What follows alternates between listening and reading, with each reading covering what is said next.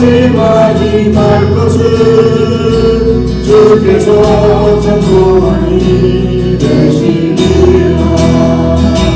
하나님의 꿈이 나의 비전이요 예수님의 성품이 나의 인격이요 성령님의 권능이 나의 능력이 되니 뭐라도 말하고 기도합니다. 주의 길을 걸어가는 동안에 세상에 의지할 수 없으니 감사하고 낙심하지 말 것을 주께서 참 기쁨이 되시리라. 하나님의 꿈이 나의 비전이요 예수님의 성품이 나의 인격이요 성령님의 권능이 나의 능력이 되니 뭐라도 말하고 기도합니다. 전능하신 하나님 아버지, 하나님을 예배하도록 불러주시고 성별해 주신 거룩한 주일입니다. 오늘도 저희들의 몸과 마음이 하나님을 향하도록 도와주심을 감사드립니다. 이 땅에 우리의 믿음을 무너뜨리려는 수많은 위협과 위험들이 얼마나 많이 있는지 모릅니다. 저희의 마음을 빼앗고 삶을 험고자 하는 수많은 상황들이 있지만 모두 이겨내고 예배의 승리를 꿈꾸며 이 예배의 자리에 오게 하시니 고맙습니다. 이런 하나님의 복을 누리는 특권을 저희에게 주심이 크고 놀라운 은총인 줄 믿습니다. 예배하는 동안 잠자던 믿음이 깨어나게 하시고 믿음의 말씀의 능력이 있는 예배를 통하여 위축되었던 심령이 부활하게 하여 주옵소서. 예배 중에 강력한 하나님의 말씀이 들리게 하시고 그 말씀이 심령과 관절과 골수를 찔러 쪼개는 역사가 이 시간에 있게 하여 주옵소서. 그리하여 병든 영혼이 일어나고 죽은 심령이 살아나며 힘겨운 마음이 고침받는 하나님의 치유의 역사가 있게 하여 주옵소서. 오늘 죽은 영혼들이 살아나게 하여 주시옵소서. 성도들의 가정 구성원으로 있는 사랑하는 가족들의 믿음이 불처럼 일어나게 하여 주시옵소서. 자녀들의 영성도 살아나게 하시고 적어도 우리 교회에 주입하는 이들은 하나님의 능력으로 지켜주심을 믿고 모든 것을 두려워하는 게 아니라 하나님만을 두려워하며 세상을 이기며 살아갈 수 있도록 인도하여 주시옵소서. 저희들이 하나님을 두려워하며 하나님을 사랑하게 하시되 그 증거로 진실한 마음으로 예배 드리게 하여 주시옵소서. 매일 하나님의 집을 찾아 나오며 목마른 사슴이 시냇물을 찾아 헐떡이는 심령으로 나오게 하여 주시옵소서. 하나님 아버지, 예배드리며 우리의 마음을 주님께로 향합니다. 십자가를 의지하며 말씀만을 쫓아 살아가겠습니다. 말씀 속에 약속된 축복의 크기와 확실함을 더 이상 의심하지 않겠습니다. 기도 쉬는 죄를 범하지 않겠습니다. 믿지 않는 이웃을 주님의 품으로 인도하는 복음 전도자의 길을 걸어가겠습니다. 후회하는 일을 반복하지 않겠습니다. 자신의 잘못을 다른 사람에게 돌리는 핑계를 일삼지 않겠습니다. 더 이상 소망 없는 세상의 물질에 매여 살아가지 않겠습니다. 역경 중에서도 미래의 소망을 바라보며 연단받는 시간들을 감사와 기쁨으로 감당하겠습니다. 그리스도 안에서 새로운 피조물로 살아가기를 애쓰고 힘쓰지만 아직 차가운 심령에 다시 뜨거움을 열심을 낼 수 있도록 성령의 불을 붙여 주시옵소서. 이곳에 예배하는 동안 상한 심령을 치료하시는 하나님 앞에 상한 심령이 치유받게 하시고 가난 심령을 만족케 하시는 하나님 앞에 영원히 만족함을 얻게 하여 주시옵소서. 이곳에 연약한 인생들이 하나님의 말씀으로 힘을 얻고 산등성이를 뛰어노는 짐승들처럼 기뻐 뛰게 하시며 이곳에서 하나님의 말씀을 들으며 예배하는 이들이 가뭄의 단비로 목을 죽이고 갈증에서 벗어나듯 영혼의 해갈의 기쁨을 누리며 주님 이들의 배부름을 얻는 은혜의 풍성한 시간이 되게 하여 주시옵소서. 병마의 덫에서 신음하는 영혼들을 위하여 위로하여 주시고 가난한 자들의 신음소리를 들어주시고 긍휼을 베풀어 주시옵소서. 노력해서 얻기보다 심지 않고 거두는 이 잔재주를 배우지 않게 하시고 말씀 속에 하나님의 축복이 있고 말씀만이 능력임을 믿으며 살아가게 하여 주시옵소서.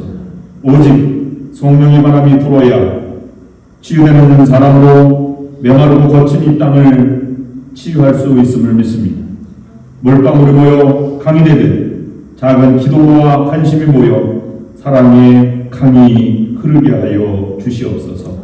오늘도 예배 드리는 가운데 함께하여 주시고 예배에 참여하지 못한 이들에게 하나님 위로하여 주시며 주님의 은혜의 손길로 인도하여 주시고 예배를 준비하는 과정 가운데 수고한 모든 이들을 축복하여 주시고 예배 마치고 나아가 세상을 향해서 의로움으로 사랑의 손길로 펼치며 나아가기를 결단하는 모든 성도들을 주님께서 친히 인도하여 주시옵소서. 예수 그리스도의 이름으로 간절히 기도드리옵나이다.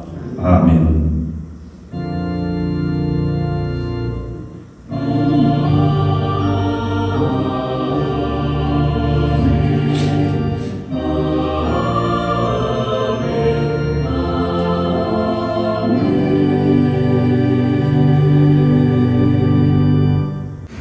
오랜만에 우리 참여하신 분들을 소개합니다.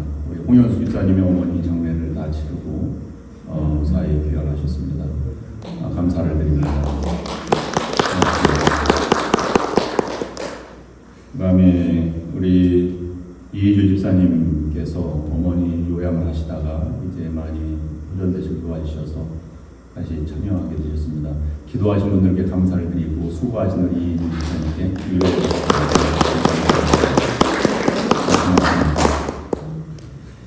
몇 가지 교회 소식 알려드리겠습니다.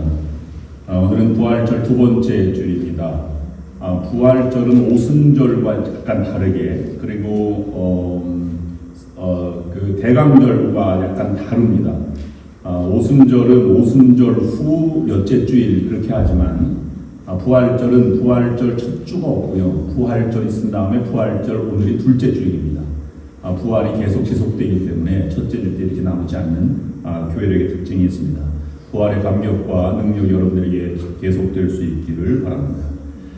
다음 주일은 첫째 주일로 속회 주일로 지킵니다. 예배 마친 이후에 친교 마치고 속회 공부하시고 돌아가시면 되시겠는데 자료들은 인도자용, 영어 회중용, 그 다음에 일반 성도용, 이렇게 속도원용 뒤에 준비가 되어 있습니다. 가져가셔서 묵상하시고 참여하시면 더 많은 도움이 되리라 믿습니다. 일일 묵상 자료는 월요일부터 금요일까지는 매일 아침 단체 카톡방과 웹사이트에 올려드리고 유튜브 우리 교회 계정에 들어가시면 다 있습니다. 그 다음에 토요일 날은 7시에 함께 모여서 기도를 하고 주일 날은 쉽니다. 여러분 많이 일일 묵상에도 많이 따라와 주시면 감사하겠습니다. 야외 예배가 5월 두 번째 주일 어머니 날에 있습니다. 올해는 교회에서 하기로 했는데 의견이 둘로 크게 나누어져 있습니다. 첫 번째는 여기 뒤에 백야드에서 하자. 백야드가 개미가 많아서 친교실에서 하자. 이렇게 첨예하게 나눠져 있습니다. 그래서 오늘 친교 시간에 그 의견을 취합하는 약간의 시간을 갖겠습니다. 협조해 주시길 바라고. 물론 야외 예배는 즐거운 시간이죠. 우리의 마음을 놓고 맛있는 거 먹고 서로 친교하는 시간입니다. 그러기 위해서는 물질이 풍부해야 돼요. 여러분 도네이션 양희성 권사님께 많이 해주시고 음식도 각자 잘 준비하셔서 여선교회, 교회, 그 다음에 상품, 그 다음에 음식, 이 모든 것이 풍족할 수 있도록 여러분 협력해 주시고 우리 함께 만들어가는 귀한 야외예배가 될 수 있었으면 좋겠습니다. 야외예배가 잘 돼야 교회가 부흥합니다. 감사합니다. Today's scripture reading is from Acts chapter 16, verses 1 through 5. He came to Derbe and then to Lystra, where a disciple named Timothy lived, whose mother was a Jewess and a believer, but whose father was a Greek. The brothers at Lystra and Iconium spoke well of him. Paul wanted to take him along on the journey, so he circumcised him because of the Jews who lived in that area, for they all knew that his father was a Greek. As they traveled from town to town, they delivered the decisions reached by the apostles and elders in Jerusalem for the people to obey. So the churches were strengthened in the faith and grew daily in numbers. This is the word of God. 오늘 하나님의 말씀은 사도행전 16장 1절부터 5절까지 말씀입니다. 저와 여러분이 교독을 읽고 5절은 합독하시겠습니다. 제가 먼저 읽겠습니다. 바울이 더베와 루스드라에도 이름에 거기 디모데라 하는 제자가 있으니 그 어머니는 믿는 유대 여자요 아버지는 헬라인이라. 디모데는 루스드라와 이고니온에 있는 형제들에게 칭찬받는 자니 바울이 그를 데리고 떠나고자 할새 그 지역에 있는 유대인으로 말미암아 그를 데려다가 할례를 행하니 이는 그 사람들이 그의 아버지는 헬라인인 줄 다 알미노라. 여러 성으로 다녀갈 때에 예루살렘에 있는 사도와 장로들이 작정한 규례를 그들에게 주어 지키게 하니 다 함께 이에 여러 교회가 믿음이 더 굳건해지고 수가 날마다 늘어나니라. 아멘.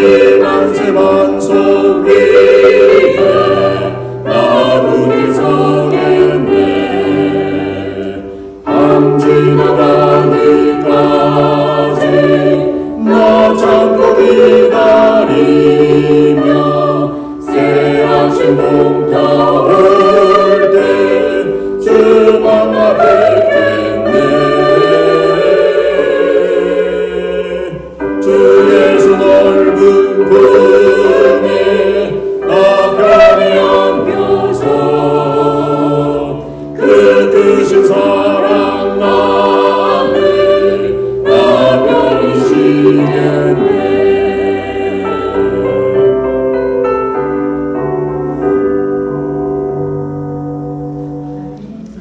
꼭 그런 건 아니지만 우리가 일하면서 대충 어떤 일을 행할 때 세 가지 중에 하나의 입장에서 일을 해나갑니다. 첫 번째는 좋아하고 하고 싶으니까 하는 일들입니다. 대체로 어린아이들이나 청소년들은 감정대로 하고 싶은 일을 주로 합니다. 좋아하는 마음이 그것을 결정하는 바탕이 되고 그것을 실행에 옮깁니다. 그래서 젊은이들은 먼 다양한 경험을 통해서 여행을 좋아합니다. 그래서 어느 날 갑자기 가방을 들고 여행을 떠나기도 합니다. 어른들도 여행을 좋아합니다. 그래서 갑자기 여행 가고 싶으면 여보 짐 싸, 그리고 짐을 들고 떠나는 가정도 있다고 합니다. 그런데 그 결과는 일이 잘 되었을 때 기쁨이 찾아옵니다. 야, 잘 갔다 왔다. 근데 여러분 대부분 그렇습니까? 여보 짐 싸 하고 돌아갔다가 기쁜 마음으로 갔지만 들어올 때는 각자 집으로 들어오지요. 왜냐하면 중간에 싸우기 때문에 얼굴도 보기 싫어서 그냥 들어오는 경우가 대부분입니다. 그러니까 계획을 잘 해서 갔다 오면 그것마저 예방할 수는 있기는 합니다. 완성되지 못하고 실패했을 때 후회함이 남는 것이 감정대로 좋아하니까 하는 일들입니다. 두 번째는 해야 하니까 하는 일들, 의무감에서 하는 일들을 우리가 하며 살아갑니다.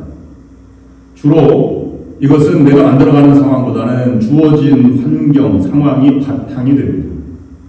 생활이나 살림 또는 직장 관계된 일들을 해나갈 때 우리는 좋아하고 싫어하고가 아니라 해야 되니까 그 일을 묵묵히 해나갑니다. 해왔던 일, 관습대로 그 일을 처리합니다. 특별히 직장을 다니는 분들이나 아니면 군인들 또는 공무원들이 이런 일을 열심히 의무적으로 해 나갑니다.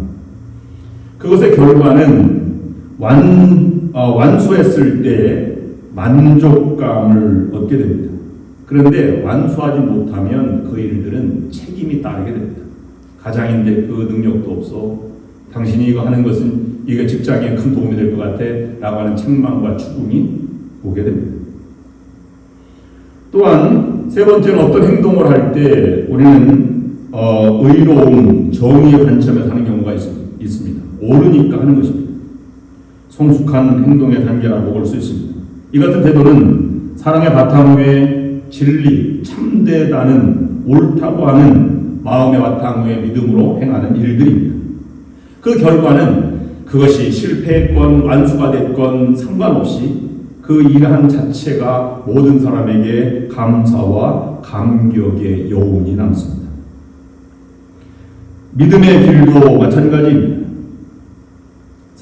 믿음의 사람은 상황과 관계가 있는 것이 아니라 내가 해야 할 일, 옳은 일, 하나님께서 내게 명하신 사명을 믿음이 상황을 만들어가서 그것을 해나가며 감격의 삶을 살아가는 것이 믿음의 삶이라고 볼 수 있습니다.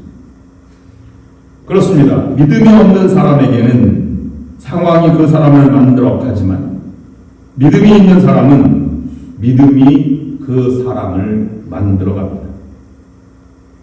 하나님 앞에 나와 예배드리니 오늘처럼 어렵다고 우리가 말하는데 불안한 상황 속에서 나는 그래도 하나님의 은혜 가운데 거하고 있고 하나님의 인도하심을 받을 수 있다 하는 믿음이 있는 사람은 상황이 어떤 상황이 되든 그 상황을 뚫고 나아가 하나님의 은혜의 세계를 만들어갈 수 있는 것입니다. 그 분명한 믿음을 가지셔야 합니다. 교회 들어오면 제일 먼저 보이는 것이 큰 십자가가 보이고 또 주일날은 뒤에 불빛이 보여서 우리의 마음을 쳐다보지 않을 수 없는 압도하는 십자가의 크기가 있습니다. 왜 그렇게 크게 달아놓았는지 아십니까? 주님의 은혜를 기억하라는 것입니다. 하나님은 십자가에 달려 돌아가실까지 여러분을 사랑하셨습니다. 그 품은 넓은 품에 우리가, 그리고 지금도 하나님 우편에 앉아 우리를 위해서 중보기도 하시는 그 앞에 우리가 나아간다는 상징이 있습니다. 그래서 그분의 은혜 때문에 은혜를 받아 살아갈 수 있고, 그분의 은혜 때문에 세상이 어떻게 흘러가든 관계없이 우리의 마음속에, 우리의 삶 속에는 자유함이 있고 당당함이 있는 것입니다. 그리고 하나님의 자녀답게 품격의 삶을 살아갈 수 있게 되는 것입니다. 그 하나님의 십자가를 의지하면서 하나님 주시는 넉넉한 은혜를 체험하며 그 은혜를 믿으며 하나님을 신뢰하며 여러분 약속을 붙잡고 나아가 승리하는 여러분 모두가 될 수 있기를 주님의 이름으로 축원합니다. 하나님의 꿈이 나의 꿈이 되는 단계까지 가야 합니다. 그래서 믿음의 사람은 어떤 상황 속에서도 하나님의 약속을 붙들고 꿈을 꾸며 살아갑니다. 믿음이 상황이 삶을 만들어가는 것이 아니라 하나님을 향한 믿음의 삶이 우리의 삶을 풍요롭게 만들어가는 것입니다. 그러면 그 하나님의 은혜를 어떻게 우리가 이해해야 하고 어떻게 바라보고 어떻게 그 은혜를 보답하는 마음으로 살아가야 하는지 오늘 본문은 그것을 우리에게 말씀해 주고 있습니다. 하나님이 바울에게 주신 은혜가 무엇일까 하는 것입니다. 첫 번째로는 하나님이 주신 은혜는 만남의 은혜입니다. 하나님과 저와 하나님의 은혜 가운데 저와 여러분이 만나게 하셨고 성도 서로 간에 만나게 하셨습니다. 이것은 하나님의 섭리라고 말하기 이전에 하나님의 은혜로 사람을 만나게 하는 것입니다. 자녀, 손자녀를 낳을 때 특별히 이런 감정을 많이 갖는다고 합니다. 하나님 감사합니다. 이렇게 나를 닮은 이런 후손을 주신 것 정말 감사합니다. 은혜라고 보듯이 우리가 만나는 만남도 하나님의 은혜 가운데 있게 되는 것입니다. 할례 문제가 해결되고 난 다음에 2차 선교의 문제로 바울과 바나바가 갈라서게 됐죠. 바나바는 마가를 데리고 가고자 하였으나 바울이 한번 배신한 사람은 또다시 배신할 수 있으니 나는 마가와 같이 가기를 원치 않는다. 그래서 바나바가 회의장을 박차고 나아가고 마가를 데리고 떠났고 바울은 혼자 남아있는 실라를 데리고 2차 전도여행을 떠나게 됩니다.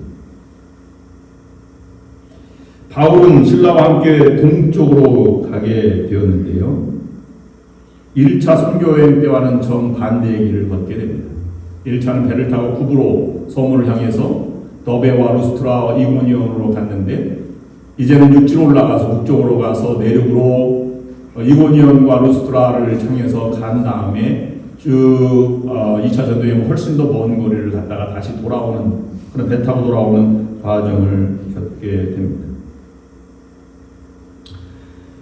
여러분 잊을 수 없는 이런 곳에 왜 루스트라를 먼저 갔을까? 루스트라는 바울이 1차 전도여행 때 돌에 맞아서 죽은 줄 알고 마을 밖으로 성 밖으로 내쳤다가 다시 살아나서 이고니온으로 갔다가 다시 루스트라로 돌아가는 과정에 있는 가장 심한 박해를 겪었고 죽음의 고비를 넘긴 것인데 거기에 다시 가게 되었습니다. 여기에 두 가지 특징이 있는데 여러분 일평생 군대 갔다 온 분들이 제일 강조하는 것은 군대는 정오회를 크게 생각합니다. 정오회는 평생 잊지 못합니다. 왜 그렇습니까? 생명을 함께 한 사람이기 때문에 전우는 서로 잊지 않고 끈끈합니다. 목숨을 걸고 함께 살아온 자입니다. 특별히 연합감리교 목사님들은 다른 교단과 다르게 이 우정이나 친근함이 더 다양합니다.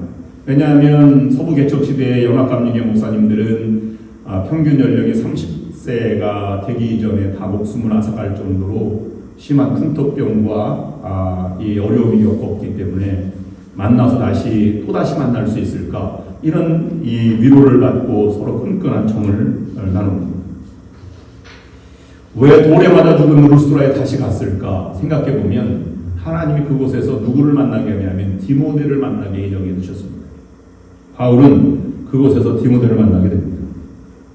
그래서 디모데를 자신의 선교팀에 합류시켰습니다.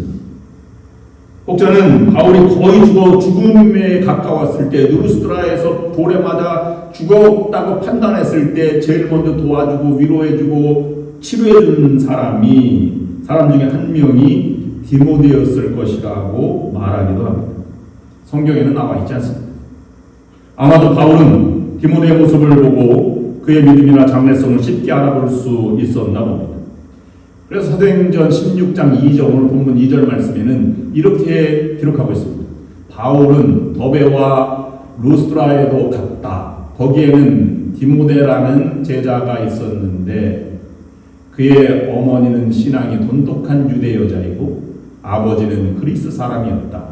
디모데는 루스드라와 이고니온에 있는 신도들에게 호평받는 사람이었다. 라고 새 번역에는 번역하고 있습니다.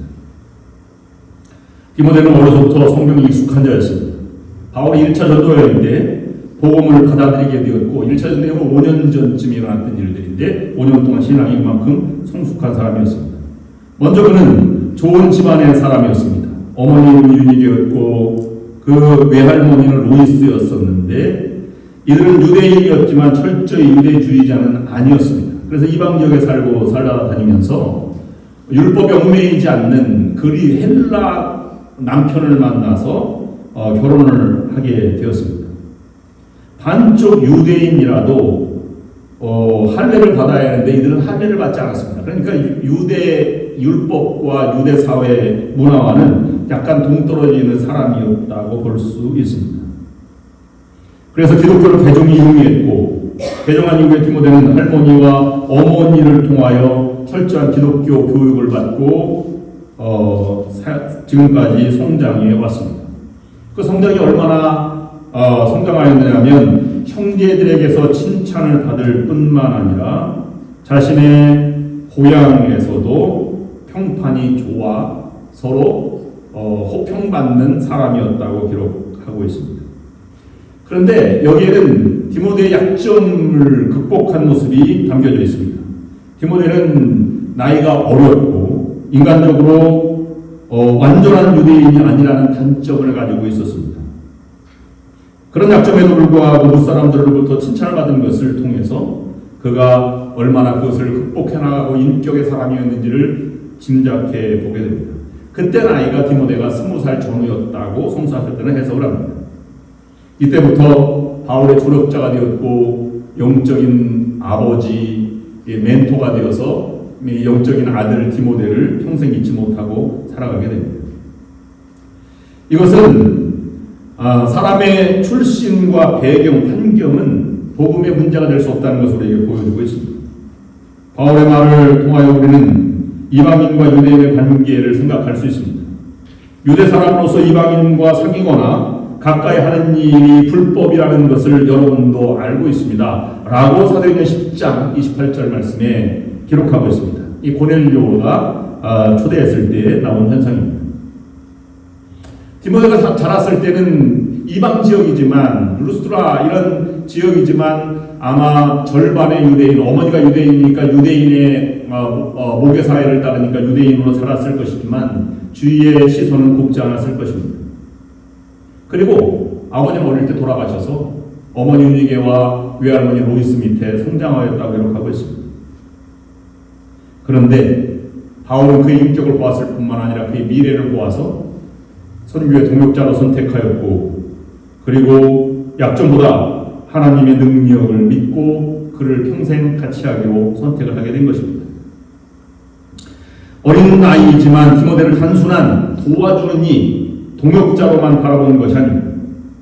2차 전도여행 때 디모데를 고린도 교회에 보내게 되는데 이렇게 소개하고 있습니다. 고린도전서 4장 17절 말씀에는 이로 말미암아 내가 주 안에서 내 사랑하고 신실한 아들 디모데를 너희에게 보내었으니 그가 너희로 하여금 그리스도 예수 안에서 나의 행사 곧 내가 각 교회에서 가르치는 것을 생각나게 하리라. 자신의 후계자로 마음을 두고 그에게 모든 것을 일임하는 이 바울의 모습을 생각해 볼 수 있습니다. 과거나 출신 배경이나 환경이 아니라 그의 인격과 그의 미래를 바라보고 과감하게 바울이 그렇게 성장했듯이 자신의 삶의 모습을 보고 디모데를 바라보고 있는 바울의 심정을 우리가 헤아려 볼 수 있습니다. 우리는 늘 우리가 절반은 하나님의 은혜로 살아가지만 절반은 과거와 인간적인 판단 때문에 살아가는 것을 볼 수 있습니다. 그런데 그것을 뛰어넘을 수 있어야 복음의 역사가 쓰여지고 새로운 감동의 이야기가 시작되는 것입니다. 근세기의 가장 위대한 기독교 해석학 중에서 가장 위대한 사람 중에 한 명을 꼽으라면 많은 이 기독교인들이나 신학계에서는 매튜헨이라고 하는 목사님을 꼽습니다. 그가 일평생 주석을 했는데 얼마나 주옥 같은 주석을 달았는지 세계에서 목회자가 매튜헨 주석을 안 가지고 있는 사람이 거의 없을 정도입니다. 저도 가지고 있습니다. 매튜헨의 청년기에 관한 숨은 일화가 하나 있습니다. 그의 처가인 매튜가는 유명한 귀족 집안입니다. 그 집에 문항동녀와 헨리 사이에 혼담이 시작되었습니다. 그 여자의 부모는 이 헨리의 인품에 만족하였습니다. 그가 박식하고 학식이 돈독하며 이 말하는 풍습이나 언어가 단정한 모습을 보고 마음에 들었지만 그의 배경에 대해서는 용납할 수 없었습니다. 그래서 혼사를 반대했습니다. 내가 훌륭하긴 하나 어디서 왔는지 난 알 수 없다. 그리고 미래가 보장되지 않으니 당신에게 내 외동딸을 줄 수 없다는 이야기를 하였습니다. 그때 아내인 여자가 부모에게 이렇게 말했습니다. 아버지, 그가 어디서 왔는지 우리는 알 수 없지만 내가 분명히 확신하는 건 그는 어디로 갈지를 분명히 알고 있습니다. 그 말에 감동된 아버지, 어머니가 결혼을 수락했다는 이야기입니다. 참으로 사람이란 온 길은 몰라도 갈 길은 분명해야 인격의 사람이고 분명한 사람입니다. 현세적으로도 그렇고 내세적으로도 그렇습니다. 젊은이들이 장래가 촉망된다고 하는 말은 현재적으로 어디로 갈지 분명하다는 의미입니다. 그리고 신앙인들 가운데에서 어디로 갈지 분명하다는 것은 이 땅에서만 뿐만 아니라 땅에 있는 것을 바라보고 보는 것이 아니라 하늘에 있는 것을 바라보고 천국을 향해서 걸어가기 때문에 그런 두려움과 좌절이 없고 마음의 평강과 기쁨이 있는 것입니다. 그런 세계를 여러분 살아가고 계십니까? 디모데를 바라보는 바울의 눈에서 그와 같은 모습을 보게 되는 것입니다. 그런데 우리는 반대로 보는 경우가 많이 있다는 것입니다. 긍정적인 예화를 드려야 하나, 우리가 쉽게 실수할 수 있는 것을 경각하기 위해서, 깨닫게 하기 위해서 제가 부정적인 예화 하나, 저의 경험을 하나 알려드리고 이야기를 진행하겠습니다. 제가 강원도 양양에서 목회를 끝내고 안수를 받고 목회를 하다가 부름을 받아서 서울 은평구에 부목사로 가게 되었습니다. 근데 여러분, 진관, 내동, 외동이 있는데 진관, 내동은 파주 쪽에 있는 것이고 옛날에는 진관동이 파주군이었기 때문에 파주 쪽에서 보면 진관 내 쪽이 파주 쪽이고 외 쪽이 서울 쪽입니다. 불광동 쪽입니다. 그러니까 진관, 내동에서 목회하고 그린벨트 지역에 있으니까 얼마나 낙후됐어요. 지금 은평 뉴타운이 있었지만 그 당시에는 기와집이 많이 있었습니다. 근데 그 중에 이제 은평경찰서 옆에 목회자 부목사 사택을 얻어서 살게 되었는데 사택이 반지하이고 3층로 건물된 10가구가 사는 주택이고 옆에는 단독주택가가 이렇게 있는 그런 것이었습니다. 근데 부목사 사택을 갑자기 구할 수 없으니까 12평, 방 2개 반 정도 되는 그런 곳에서 이제 신혼살림을 꾸미고 부목사 생활하게 되었는데요. 여러분, 한국 생활을 여러분 하신 적이 얼마나 되신지 모르겠지만 반지하에서 보일러를 떼는 일은 고역입니다. 왜냐하면 보일러가 자꾸 꺼져요. 냉방이 자꾸 자게 돼서 냉방을 일주일을 보내다가 이제 수리공을 불러서 이 보일러를 고쳤는데요. 자꾸 또 꺼지는 거예요. 그래서 의견을 물어봤더니 연통을 길게 빼서 놓으면 그게 잘 탄답니다. 그러니까 길게 빼놨어. 2층 정도까지 뺐어요. 그러니까 잘 되어서 따뜻하게 살고 있는데 옆집 아주머니가 연통을 막 때리는 거예요. 그래서 자꾸 이렇게 구부려 놓고 막 하는 거예요. 그리고 내가 나갔더니 욕을 막 하는 거예요. 그래서 제가 그 평생에 그렇게 욕하는 걸 들어본 적이 별로 없어요. 마음에 상처가 받았어요. 야, 아주머니가 욕도 심하게 하시네. 그런데 제가 오죽했으면 모르겠냐. 연기가 자기 집으로 들어온다는 거예요. 부엌 쪽으로 들어온다는 거예요. 오죽했으면 그런가 말씀을 하시지. 그런데 그래서 이제 3층 꼭대기까지 다 이제 달아놓고 맨 꼭대기까지 올려놓고 이제 작업을 큰 작업을 했습니다. 그러나 그때 단전이 일어났어요. 어느 날 그 옆집 아주머니 집에서 찬송가가 울려 퍼진 거예요. 그런데 그 아주머니 민낯을 보고 제가 너무 충격을 받았습니다. 이웃교회 권사님이셨어요. 속장님이셨고. 제가 목사님인 줄 알고 민망해서 그 다음부터 얼굴을 못 쳐다봤어요. 웬만하면 그냥 가볍게 말로 지나가시지 그렇게 감정을 해서 하셨는가. 그래서 제가 그때 생각했습니다. 삶으로 복음 전도하는 건 진짜 어렵구나. 크리스찬 투데이 신문이 창간 기념 설문지를 조사했는데요. 미국 한인교회의 가장 큰 복음의 저해 요인이 미국 한인들의 삶과 복음의 불일치랍니다.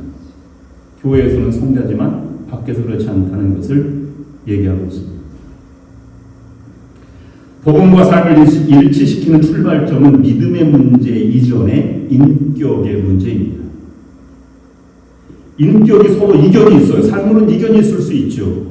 그때 처음 출발점은 인격이 있는 사람은 양보가 된다는 차이점이 있습니다. 영혼구원을 위해서 양보할 줄 아는 성도가 되시기를 바랍니다. 남편이 예수님을 좀 더 믿고 따르고 구원받기를 원하면 적어도 월급이 적다고 바가지는 긁지 말아야 합니다. 집안일을 도와주지 않는다고 싸우고 달려든다면 교회 다니는 아내를 이쁘게 볼 리가 없을 것입니다.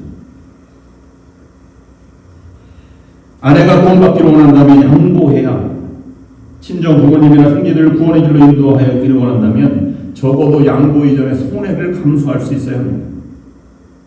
직장 동료들이 구원의 길로 인도하기를 바란다면 굳은 일을 자원해서 하는 삶이 되어야만 합니다.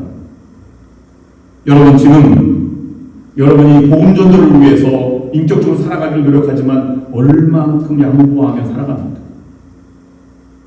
하나님이 지금 만나고 있는 사람을 만나게 하셨고 은혜를 베풀어 주셨습니다. 그에게 우리는 얼마나 친절하게 대하고 있습니까? 내가 지금 만나는 그에게 복음을 위하여 양보하시는 여러분이 될 수 있어야 할 것입니다. 그러면 하나님이 디모데를 만나게 했는데 그 디모데를 만나게 하는 과정의 신학적인 의미가 무엇일까를 묵상해 보았습니다. 만남, 첫 번째로 만남은 하나님의 계획입니다. 내가 찾아서 만나는 것이 한계가 있습니다.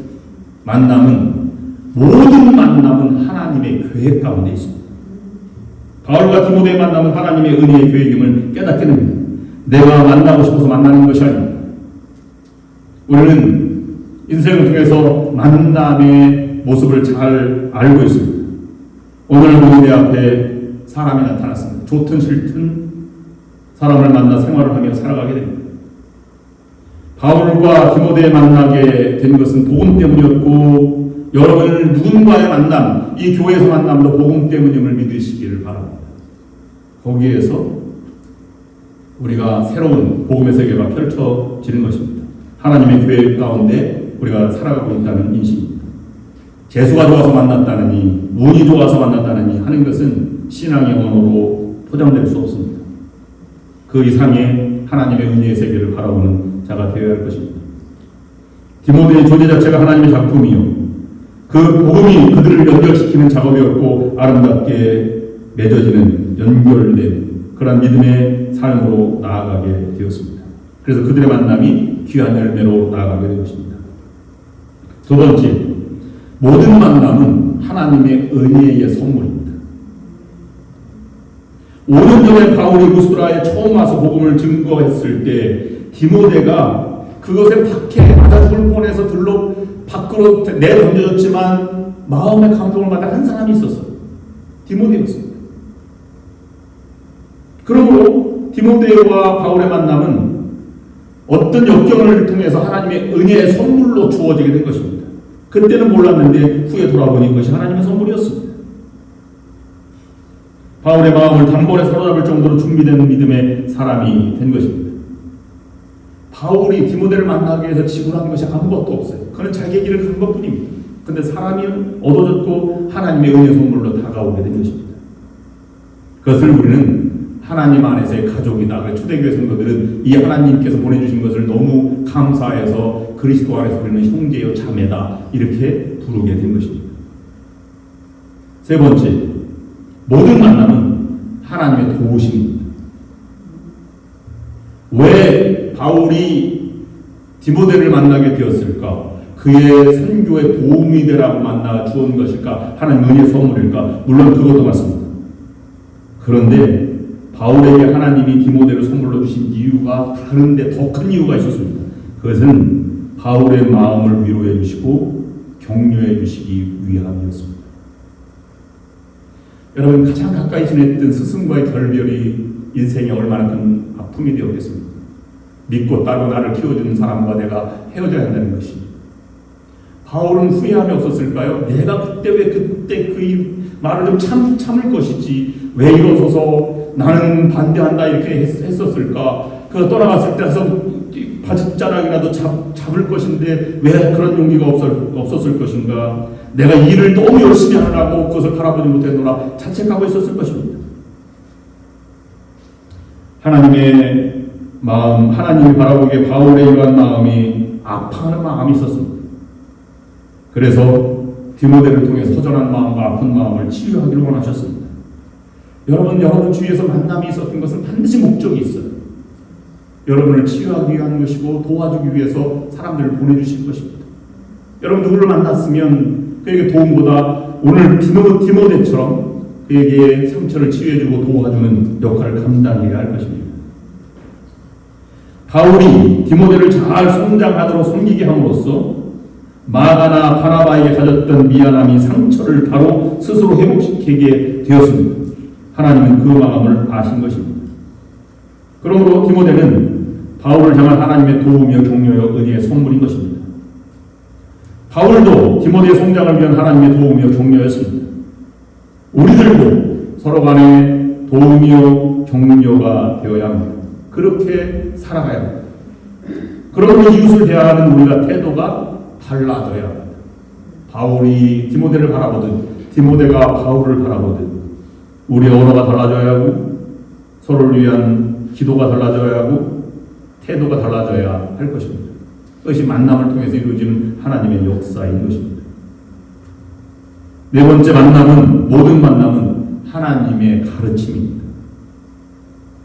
바울이 선교팀에 디모데를 합류하게 하신 또 다른 이유는 바울이 아무리 탁월한 존재라고 하더라도 바울 혼자만을 하나님께서 사용하실 수가 없습니다. 그래서 하나님의 일은 반드시 합력해서 되는 일이라고 하는 것을 깨닫게 해주기 위해서 그런 것입니다. 바울 디모데가 훌륭한 목회자가 되게 하기까지 바울의 기도와 가르침, 격려, 위로가 있었습니다. 그래서 디모데는 어리지만 초대교회의 가장 위대했던 에베소 교회의 담임의 역할을 감당하게 된 것입니다. 그런데 어느 날 나이 어린 디모데가 목회하기가 너무 힘들었나 봅니다. 그래서 영적 아버지에게 편지를 쓰고 영적인 아버지인 바울에게 편지가 도착하였습니다. 이렇게 편지합니다. 아들 디모데야, 내가 지금도 너의 눈물을 내가 잊지 못하고 있다. 눈물로 기도하는 나의 모습을 생각할 때마다 하나님께 감사합니다. 디모데후서 1장 3절 4절 말씀에 이렇게 기록하고 있습니다. 나는 밤낮으로 기도할 때에 끊임없이 그대를 기억하면서 하나님께 감사를 드립니다. 나는 조상들을 본받아 깨끗한 양심으로 하나님을 섬깁니다. 나는 그대의 눈물을 기억하면서 그대를 보기를 원합니다. 그대를 만나 봄으로써 나는 기쁨이 충만해지고 싶습니다. 디모데에게 굉장히 큰 도움이 되었을 것이고 용기가 되었을 것입니다. 그래서 다시 일어서서 복음 전도자의 목회자의 삶을 살아가게 되었습니다. 그리고 디모데는 끝까지 바울과 함께했습니다. 바울의 순교 현장의 증인이 되었고 교회 전설로는 바울의 시신을 수습한 것이 디모데였을 것이라고 합니다. 마지막까지 바울은 디모데의 격려자요, 멘토요, 아버지였습니다.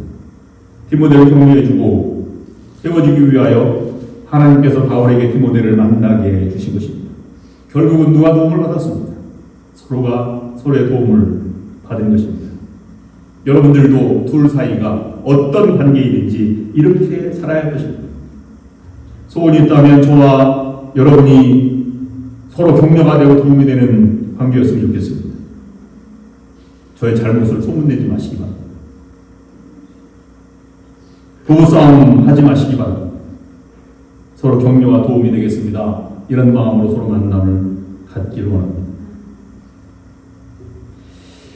누가라고 하는 사람이 누가복음과 바울의 행적을 따라서 사도행전을 기록했어요.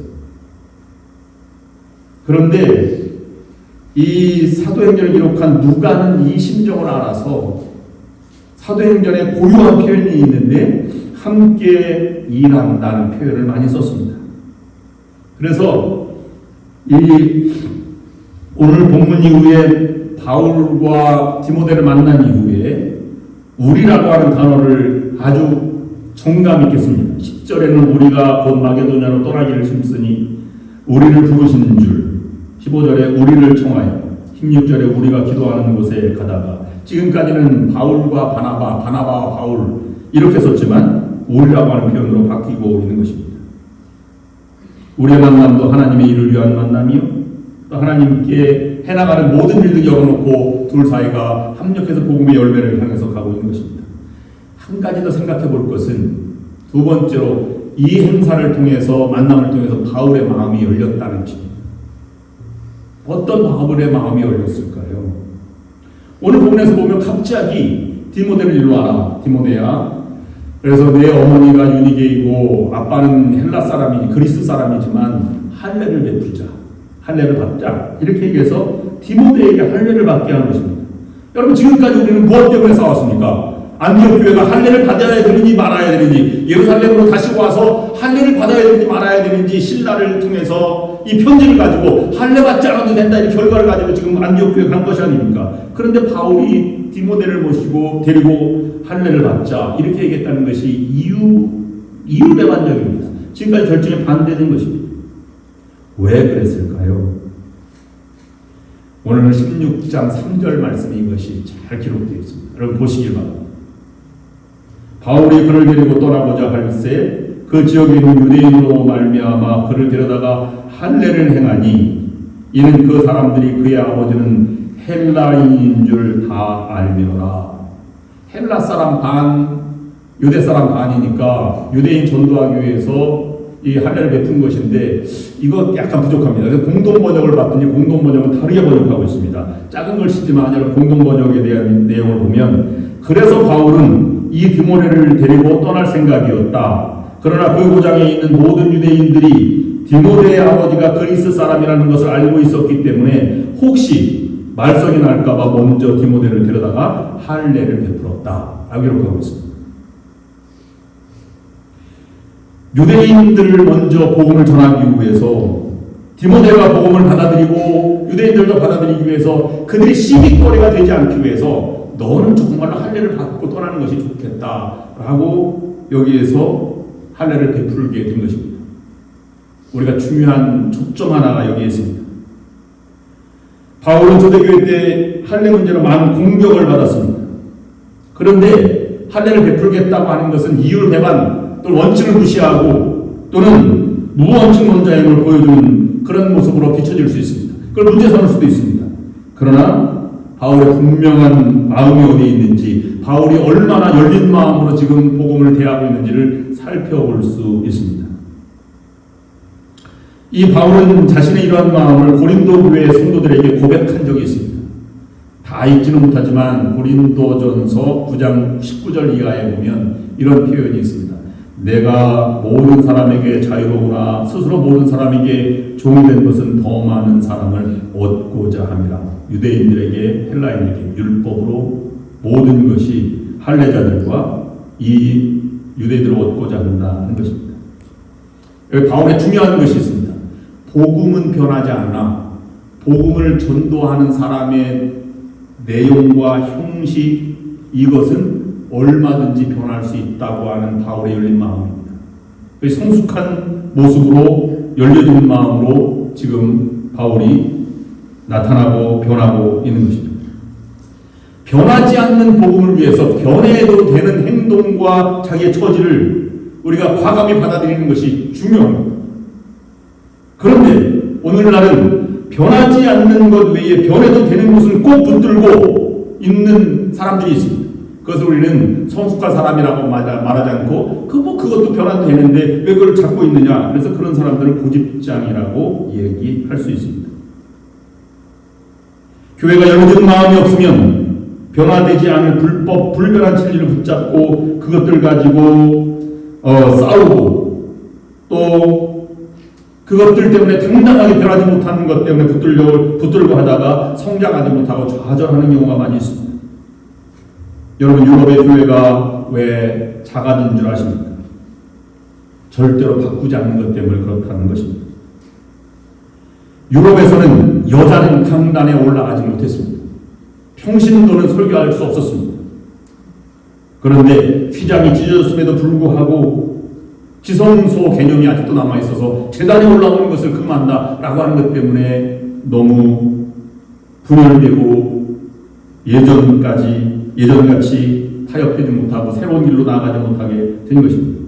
이걸 똑같이 적용해보면 우리 교회는 그렇지 않지만 많은 교회들이 교회에서 어떻게 기타를 치느냐, 드럼을 어떻게 치느냐, 어떻게 그렇게 경거망동한 그런 율동을 하느냐, 전통악기를 어떻게 들어오느냐, 이런 것들이 우리 교회는 문제되지 않지만 많은 교회들이 문제가 되고 있습니다. 복음의 내용, 그리스도가 십자가에 달려 돌아가셨다는 것은 복음의 핵심입니다. 그의 십자가의 죽음과 부활은 복음의 내용입니다. 그런데 그 이외에 가운을 입어야 되는지 아니다, 이런 모든 것들은 형식에 지나지 않은 것입니다. 그것 꼭 과감히 변화될 수 있다고 하는 것을 바울이 할례를 베품을 통해서 우리는 생각해 볼 수 있습니다.